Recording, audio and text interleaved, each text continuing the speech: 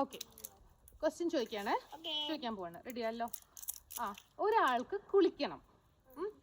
വീട്ടിലാണെങ്കിൽ ഉപ്പും പായസവും മാത്രമേ ഉള്ളൂ. എങ്ങനെ കുളിക്കും? ഒരാൾക്ക് കുളിക്കണം. ബാത്ത്. വീട്ടില് ഉപ്പും പായസവും മാത്രമേ ഉള്ളൂ.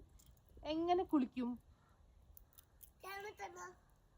കിണറ്റുന്നല്ല, ഉപ്പും പൈസല്ലോ. അതിൽ ഉപ്പിട്ടിട്ട് കുറെ മിക്സ് ആക്കുമ്പോ അത് വെള്ളം കുളിക്കും.